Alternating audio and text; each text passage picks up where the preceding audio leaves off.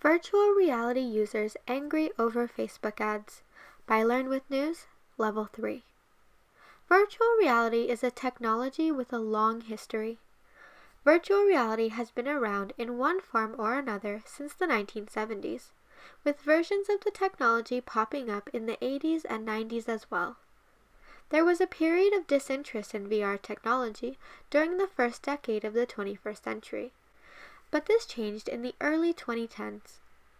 Virtual reality made a breakthrough thanks to technological advances, and in 2012, the first Oculus Rift headset was presented at E3, the biggest show for new video game announcements. Although the technology was still in its infancy, the breakthroughs allowed users to have a much better experience than ever before. Oculus was purchased by Facebook for $3 billion shortly after shipping the first Oculus Rift units. Over the next few years, other companies entered the industry, and Oculus continued to push the boundaries of virtual reality by including better technology that enhanced how immersive the experience could be. Many Oculus fans were disappointed with the sale to Facebook. The fear seemed to be unfounded, as Oculus went from strength to strength by offering great products. Oculus has remained the #1 VR headset company in the industry. This was further cemented with the release of the Oculus Quest and Oculus Quest 2. The Quest headsets aimed to introduce VR to the masses. They don't require an expensive gaming PC to be used, and they have been priced incredibly competitively. The Quest 2 was announced in October 2020 and provides one of the best VR experiences of any headset released so far. It is also being sold by Facebook for $350, which is much lower than comparable headsets.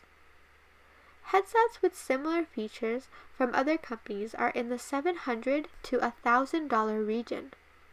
It is believed that Facebook is losing money on every headset sold to grow the popularity of the technology. However, with the announcement of the Quest 2, Facebook also revealed that a Facebook account would be required to use the device. This was the first time that Facebook had made such a requirement for an Oculus product, and something that VR enthusiasts had feared when Facebook originally bought Oculus in 2014. Although Facebook had been hands-off up to that point, the announcement that Facebook accounts would be required marked a change that many enthusiasts deemed unacceptable. Although it angered some users, this requirement didn't stop the Oculus Quest 2 from quickly becoming the most popular VR headset on the market. Now, Facebook has announced that they plan to include advertisements in Oculus games. This announcement has enraged users who have been fearful of this type of practice happening since Facebook first bought Oculus. The first game announced to be including the new ads is a game called Blaston, a shooter game that is sold for around $10. Immediately following the announcement, angry users began review bombing the game on various platforms. Review bombing is when angry customers leave negative reviews on a product to drive down the rating in an effort to show their dissatisfaction with it. A few days after the announcement, the developer of Blaston announced that they had reversed their decision to include ads in the game. They said that they were still looking at including ads in another game they make called Bait. However, this is because Bait is a free-to-play game. Users are angry at what they see as the Facebookification of virtual reality. They don't want to see the data collecting and advertising practices of Facebook make their way to virtual reality. This is something that users have been concerned about since the original sale of Oculus.